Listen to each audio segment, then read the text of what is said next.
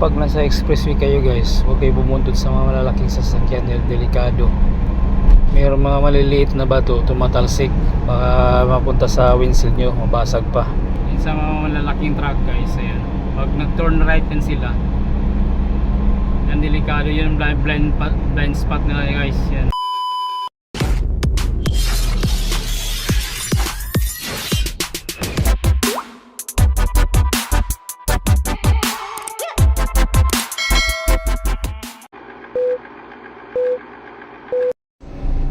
Alright, magandang tanghali mga kasiyaw. Ayan, pauwi na tayo.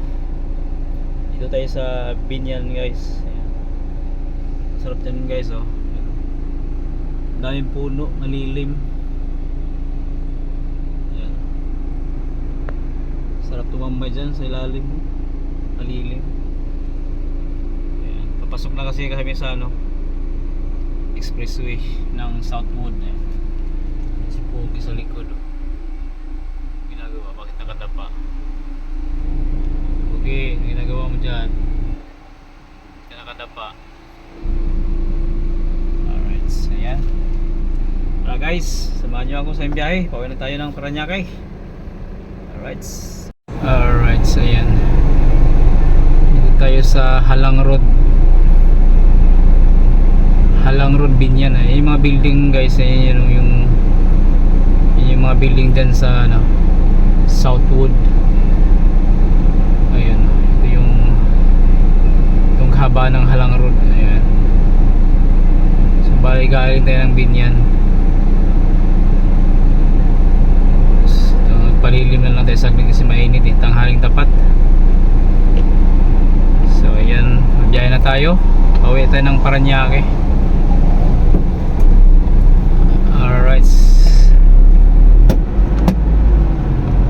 let's go.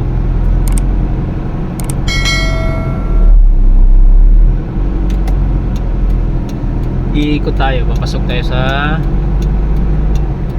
expressway, tollgate ng Southwood.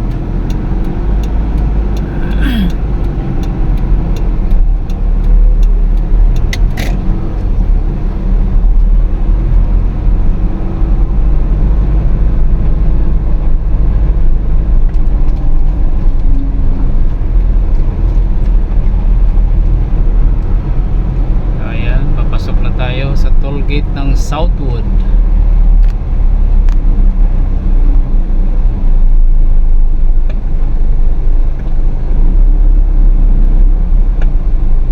Ayan, pasok na tayo guys.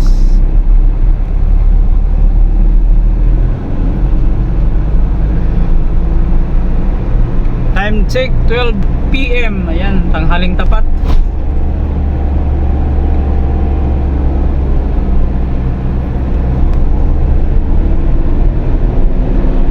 Ayun, medyo maluwag naman yung traffic. Medyo mabilis-bilis naman yung mga sasakyan pa northbound. Ayan.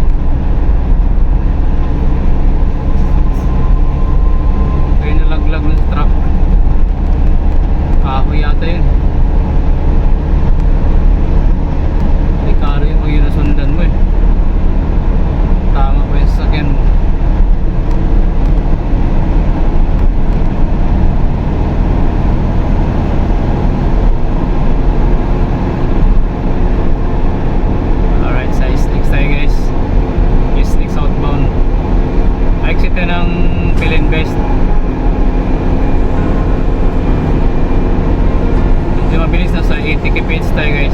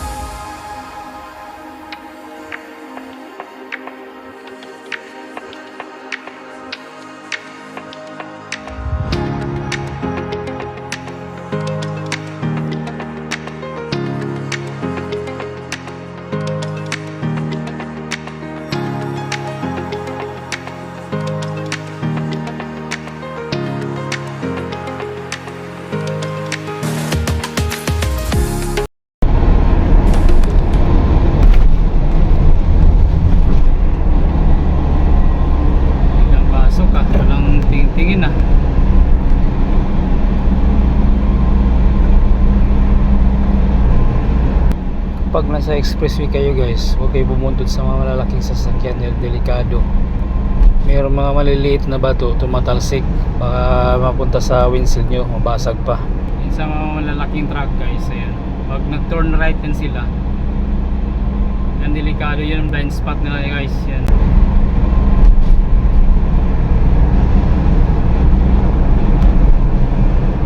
yan sa mga malalaking truck guys, ayan, pag nag turn right yan sila, yan delikado, yun nag turn right yan, hindi kayo makikita ang malihambaong kakanan yan.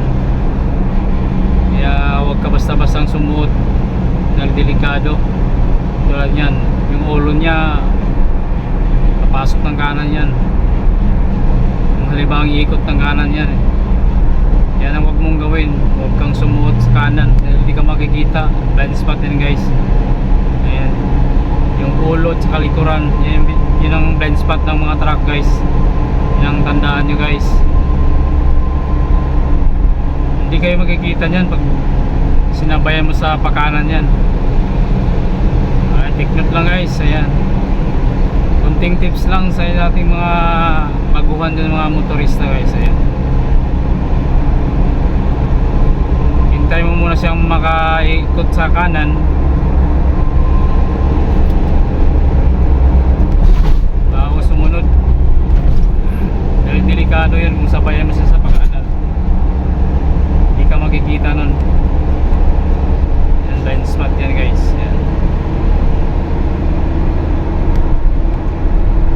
hindi ka makikita niyan guys eh.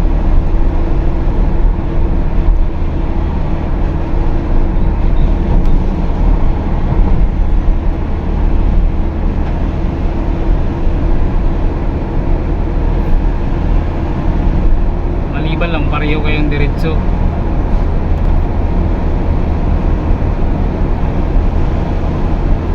Pero kung papasok yun sa eskinita, kakanan sa kanto, delikado ka dyan sa blind spot na yan. Yung sa kanan ko yun yung ano, skyway. Yung skyway guys. Yan, dito tayo sa, yan, malapit na may exit guys. Pilinvest 200 meters na yan, exit. Signal na tayo pakanan, exit na tayo.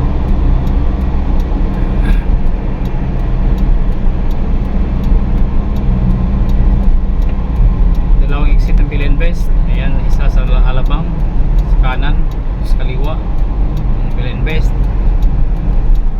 Ayan, gandang daloy yung traffic guys. Walang, tuloy-tuloy lang biyahe, walang traffic. May tanghali na.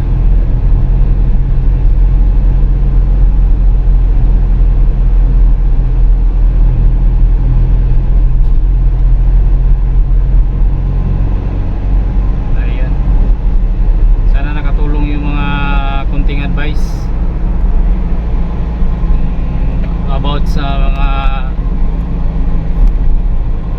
blind spot. Ayan, napakadelikado kasi guys na pag sumabay ka sa malaking sasakyan tulad ng trailer, wing van. Ayan, pag pumasok sa kanto yan mga yan, pumasok sa kanan, hintay mo siya makaikot, huwag mong sabayan. Ayan, ako, masasabit ka nyan. So alright, dito na tayo sa toll gate ng Pilinvest. Alright, papasok na tayo.